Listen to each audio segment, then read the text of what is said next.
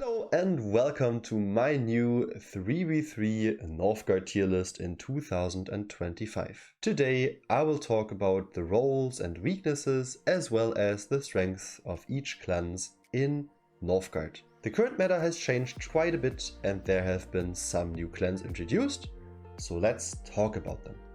First off, we have the Stag. The Stag is still a very solid clan, can play for 801, can play for 802. The Stag is very comfortable at scouting and feasting, and it can also scale really well since the clan really wants to drop Altar anyway.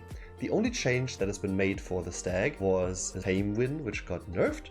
So the last time Stag was an S tier, now it's still a very strong clan, but it only belongs in A tier in my opinion. Then we've got the Goat. The Goat is very similar to the Stag in the sense that it can fill a lot of roles very comfortably. The only thing the Goat is not very comfortable at is clearing, so it really needs a clear clan, but we'll come back to that later. But it can feast, it's a very good clan to scout with. It can play for 801, it can play for 802, and the sheep falls as well as the ability to feast all the time and to send the sheep. I think this clan is almost S tier, very strong clan at the top of the A tier here in my opinion. Then we've got the Bear. I think in the current meta, the Bear is actually a good / decent clan. Shield bearers have been buffed, now the shield bearers charge, and the Bear has been gifted the new lore Winter Festival. So in my opinion, as a semi-clear, a Bear is actually a viable clan. Same goes for the Boar. Kind of viable, doesn't excel at anything really, but still a solid clan overall with a lot of defensive tools. Also a very good clan to lore win with. Then we've got the Snake. I think the Snake is the only eco clan that really belongs in the S+. It completely breaks the game, it can play for 801, you have to prepare for 801 in some maps. In some cases, if the Snake starts with a double futile, the Snake will automatically outscale all the other clans with its early aggression as well as the transition into 802. And with the recent changes to leadership and legions, I think the Snake with the new leadership will dominate every single clan if left unmirrored. Then we've got the Dragon. I feel like the Dragon is an A tier clan now. Its thralls got buffed. Overall, there have been a lot of slight buffs to the Dragon. If you want to check out the buffs for the Dragon, feel free to check out my Discord, because all the latest patch notes are there and you can check them out for more detailed information. It has a completely new military tree, and the Dragonkin are very strong now since the warriors do not charge anymore, and it's not that easy to click each Dragonkin with a clump of warriors to take them down one by one. Then we've got the Rat. I think the Rat is still an S tier clan, even though the military changes have been added, simply because the clan has not been changed in any other way whatsoever. And the quality of life change in order to get villagers back to build is really nice for the Rat. Now you don't have to send back the villagers to your town hall anymore, but you can simply assign a villager who already has a job to build, and he will automatically transform himself back into a villager. Very nice change. Rat, really strong clan. Still. Now we've got the Squirrel. I honestly don't know what to think of the Squirrel. I think the Squirrel belongs in A tier, slightly behind Dragon. It should be a very strong clan, especially with the recent buffs to the meals. So now the meals will give more resources to everyone. So in 3v3, it should theoretically be a very strong clan. A lot of defensive tools, very good scaling once you reach 500, insane recovery. One of the best recoveries, if not the best recovery in the entire game. I think if played well, Squirrel very strong, also benefiting from the quality of life changes. You can now hire your chief in the cooking station. Good clan overall, I think if played well, in A tier. Then we've got the Horse. The Horse is the only clan that belongs in F tier. I don't really have a C tier here, if you noticed that. Yeah, Horse.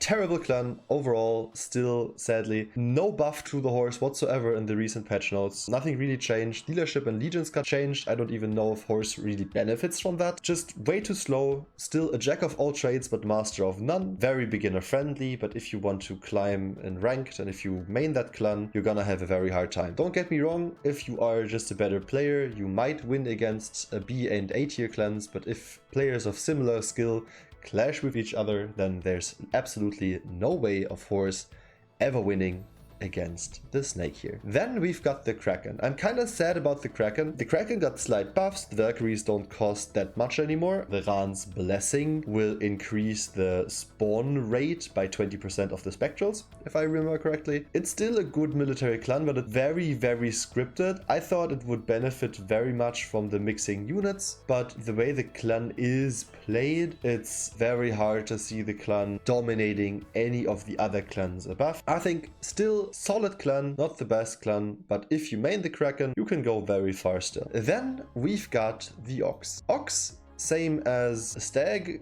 and Dragon, got changed quite a lot. Now it's not that easy to dominate with the warriors anymore since the legions changes and the Ox warriors are not as oppressive as they used to be. Ox, one of the only clans that still has charging warriors, and in my opinion sitting very firmly in A tier. Not as OP as before in S tier, but still very, very strong clan. Just not as versatile as Goat and Stag. Maybe better than Dragon. I think Dragon and Ox are interchangeable. I would put the Ox slightly behind the Dragon because Dragon has an easier time playing for 801 compared to the Ox. Then we've got the Lion. And I think the Lion, especially the Lion Archers, the Kingdom Archers, are super strong.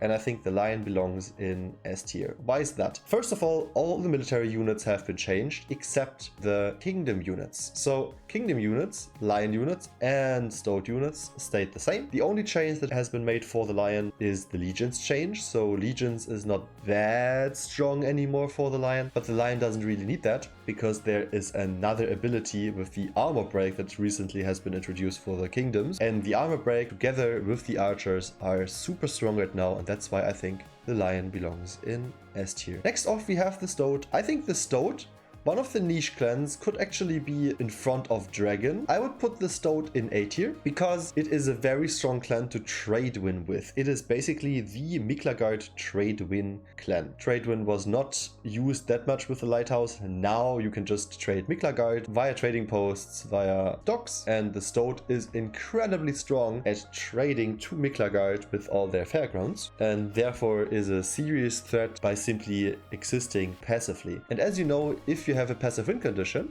it used to be with Faith, now it's trading. It's really hard to crack the nut that is the Stoat in order to stop the trade win. Next we have the Owl, and I think the Owl actually another clan that is a contender for S tier. It just scales really well, the branches are still super nice.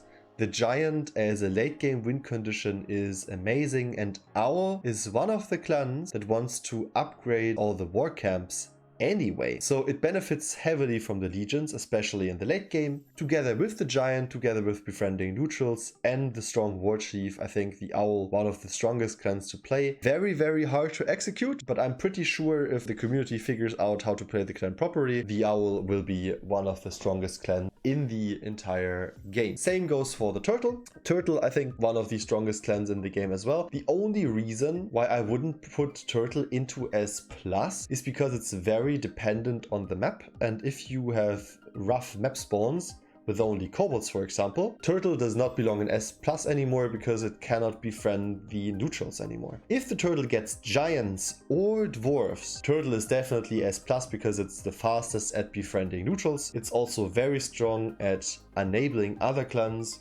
boosting them with the war chief, helping with the clear, and the clan overall is just super strong still. Then we've got the last eco clan here, which is the Raven. Raven, another strong contender for A tier. I would put the Raven slightly behind Stoat.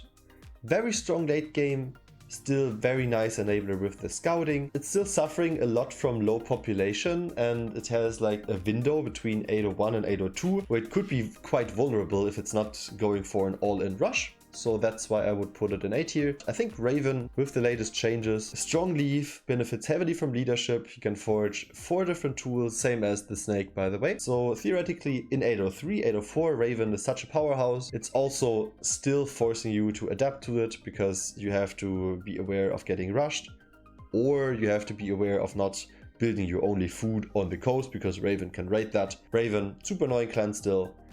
I would put it in A tier. Then we've got the clears. I'll cut things short. Eagle, arguably the strongest clan in the game if played well right now. Always has been, still is, if this clan doesn't get nerfed, and I think the producers of the game have not nerfed that clan that much. The healing got nerfed a little bit, but that's about it. The clan is just so strong at scaling. It's ready 801, it can scout, it can clear very fast, is very independent on the spawn, it can even clear you without having iron in the first circle. Clan is just super strong, same goes for Lynx. Same as the Eagle. The Lynx can feast and clear, the Eagle can scout and clear. They can both fit in 2 roles, they can clear you very fast. Right behind that, I think, is the Hounds, which is a clan that is very hard to play in my opinion. I didn't figure out the clan yet, but I think it has a lot of potential. A lot of good players have shown high potential for the clan. Also very independent from the spawn, doesn't need iron in the first circle. You can always get a massive army of at least like 5 to 7 berserkers in 801, depending on the map. And yeah,